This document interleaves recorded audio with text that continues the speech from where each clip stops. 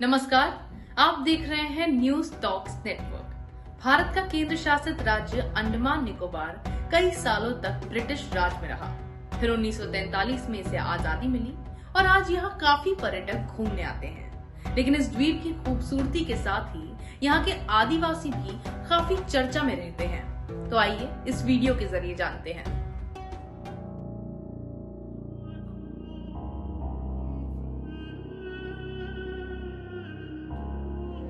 अंडमान के आदिवासियों की वो खतरनाक जनजाति जो किसी को पास नहीं आने देते।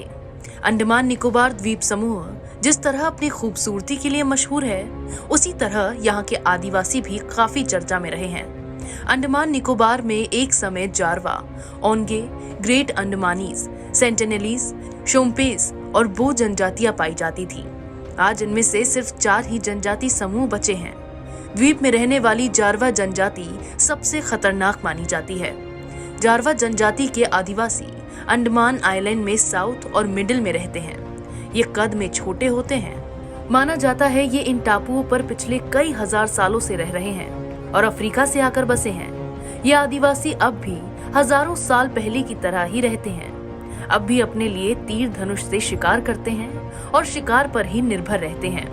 उनका प्रिय भोजन सुअर का मांस बताया जाता है। जारवा लोग आमतौर पर गहरे काले रंग के होते हैं। जारवा आदिवासियों का बाहरी दुनिया से कोई संपर्क नहीं है। सेंटिनल द्वीप पर आज भी हजारों साल पुराना इंसानी कबीला रहता है। वहां पहुंचने की कोशिश करने वालों पर कबीला हमला भी करता है।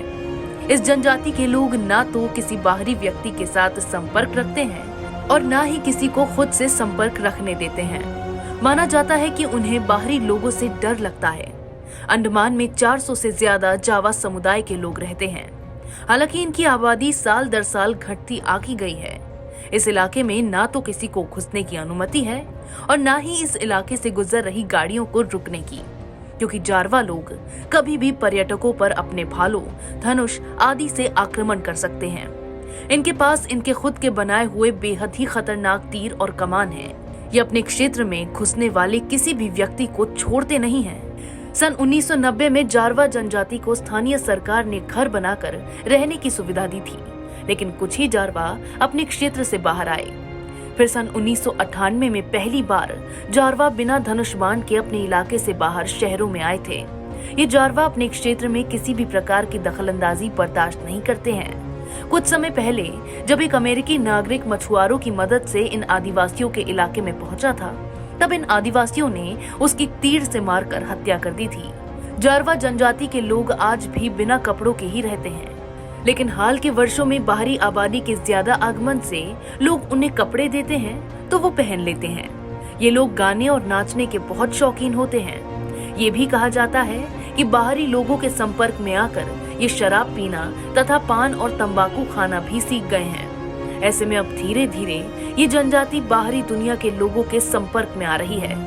हालांकि इस जनजाति में सबसे चौंका देने वाली बात तो ये है कि अगर इनके किसी बच्चे का रंग इनसे मिलता जुलता नहीं दिखता तो ये उसे मार डालते हैं।